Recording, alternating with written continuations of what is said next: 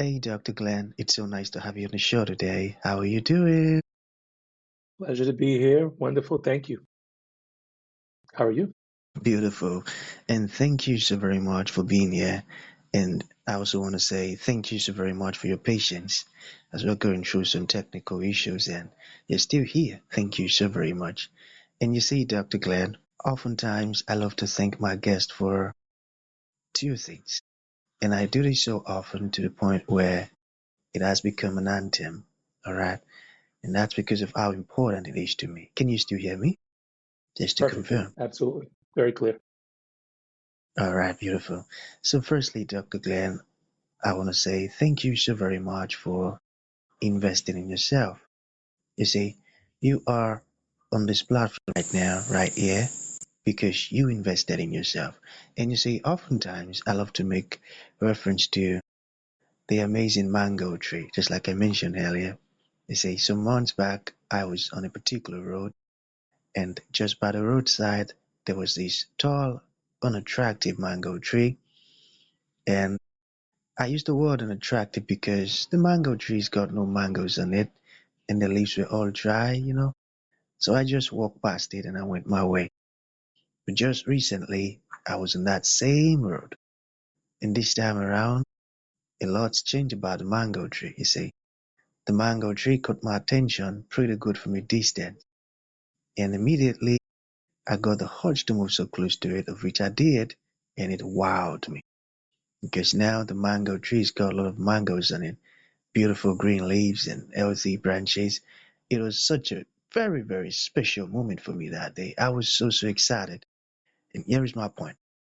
The fact that you dedicated your time, energy, and resources to becoming the amazing Dr. Glenn that you are today, that alone has made it really impossible for me to skip you. And that's why you got the request from me, because I was attracted to the fruit of all that you're doing, the impact your work is having, your solutions, how you're offering them, your philosophies and your insight. Getting to read a little bit about you, it's so, so amazing the things you're doing. And I said to myself just before I sent the request, I said, I've got to benefit from these beautiful things Dr. Glenn is doing. Not only me now, but even the audience. And here we are today with the amazing Dr. Glenn. So I've got to say, thank you so very much for investing in yourself because now we're about to benefit from it. And secondly, thank you for saying yes to the invite. Because if you had said nope, there was nothing Elisha could do about it. Thank you so much. Honored. Thank You're you. welcome, brother. Thank you. Beautiful. So let's get started. You see, I'm quite excited to have you on the show today, Dr. Glenn, for let's say two reasons. Firstly, my interest in knowledge seeking. I believe in order for one to transition from a terrible situation to that of a beautiful one, Dr. Glenn, I believe it takes the application of knowledge, quality information, and not just knowledge, but the application of it. And you see, Doctor, ever since I discovered that light in the Hebrew means knowledge and darkness means ignorance, I've been so keen to Mm. knowledge seeking because I do not want to remain in the dark. So that's going to make our conversation today very, very important to me and even to the listeners. The second reason why I'm excited to have the amazing Dr. Glenn on the show is for the sake of the audience. They say, Dr. Glenn, we live in an age where information is as abundant as grains of sand. We've got lots of information flying out there. So these folks trust me for quality, eye-opening, and very important information, of which I am totally convinced that our conversation is going to be insightful and impactful. So for that reason, Dr. Glenn, let's get started with your introduction. Talk to us about your personal or professional journey, because right now we're just so curious. We want to know how Dr. Glenn got here. Then afterwards, I've gotten some beautiful questions for you. Okay, Dr. Glenn, over to you. Yeah. Well, I was born in Brooklyn, New York. Experienced early in my life youth homelessness. I was homeless from 8 years old to the seventh grade. My mother, my grandmother, my brother, and I. My father wasn't in my life, and we got through it. I was blessed enough that nobody was assaulted or we didn't die, no drug abuse, no incarceration. If any of the family members, we got through it. I felt like we were born into riches, the richness of love and discipline and grace and good teachings. and with self-esteem and education and patience. And that's for all the family. The parents have to be as patient with the children as the children need to be with the parents. And I ended up in my first stable home after bouncing around from family members and getting support from government institutions. So I go to the seventh grade and I thrive in school. I was an avid reader. Education was always dear to my heart. And I got into music. I became one of the pioneers of hip hop in Queens before rap records came out. Back in the day, with everybody from Grandmaster Flash to the Crash Crew, Dougie Fresh, and all the different hip hop brothers and sisters, whether it's the DJs in Queens, Cypher Sounds, Infinity Machine, Disco Twins, so many in the five boroughs of New York.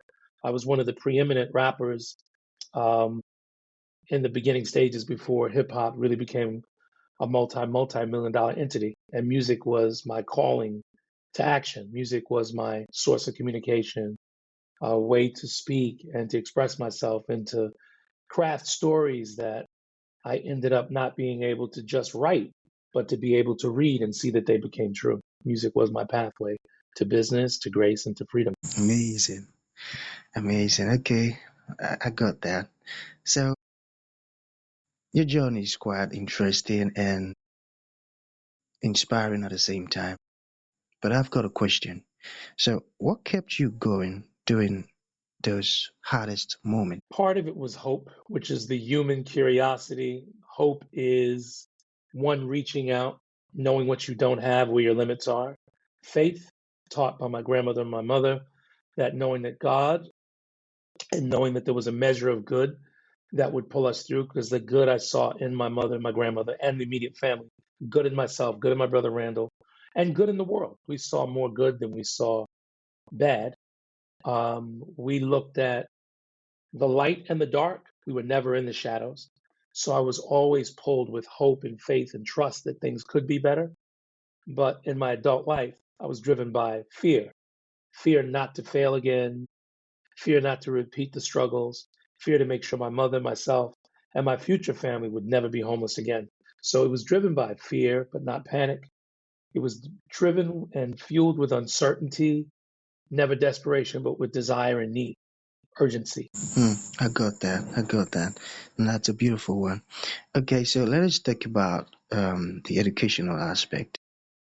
Why did you start the Book Bank Foundation and what is it about? The Book Bank Foundation is a 501c not for profit charity. It's been around for almost 30 years, probably a year short of 30. And it is education based. We believe that literacy is the first step to curing the disease of poverty, incarceration, drug abuse, hatred, ignorance, and economic disparity. The more information we have, the more we learn. It becomes a key that unlocks all doors. It becomes, if you don't have the key, you'll still have the internal light and you'll be freedom in a space that restricts you. Education's everything. So I founded it many years ago. I looked at my life and thought that I was so blessed because I had support. I had built in systematic approaches to resolving issues and studying. There was no limit. I could travel through books and go back in time and meet imaginary people and learn to be creative and understand other people's journeys and lives. It was just an open space. It was another world for me. And I immersed myself in it. And education was my guiding point and my driving point. Your guiding point and your driving point. I got that. So how then did music industry shape your approach to business and giving? Well, I think music, it's the definition of the discipline. Counting a beat, whether you're singing and you have to listen to the notes, interpret where you're supposed to go, other band members, listening to the other instruments, either reading the music or understanding the arrangement.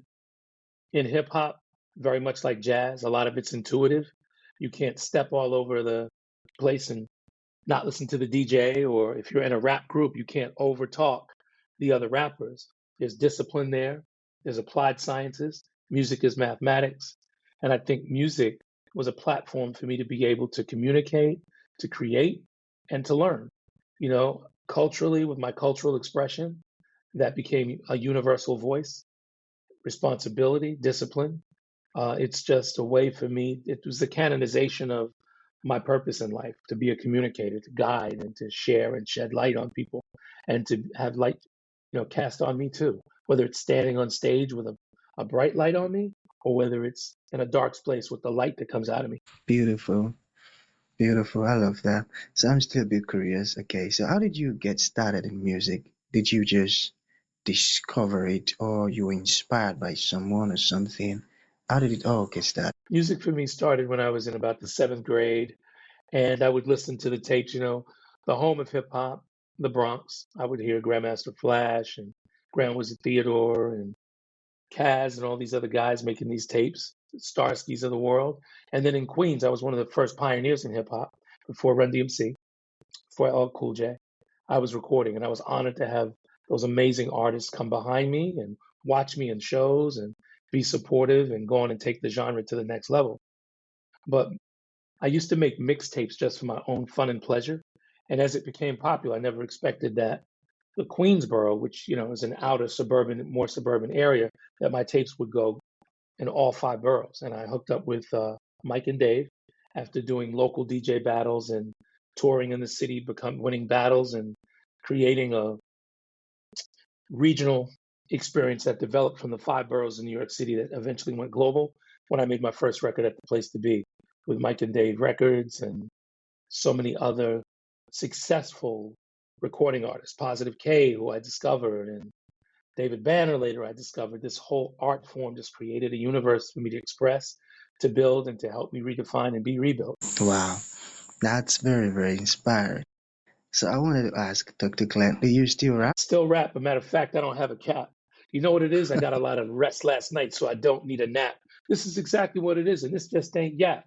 A matter of fact, I'll set the trap. I've always been doing that. But here I go now in the matter of time to let you know I'm Sweetie G and I still know how to rhyme. It don't matter if I was 16 or 61. I do it for the work, baby, not for the fun. Let's go. Oh boy, amazing, my man. No, no, no, no. I feel that. I feel that.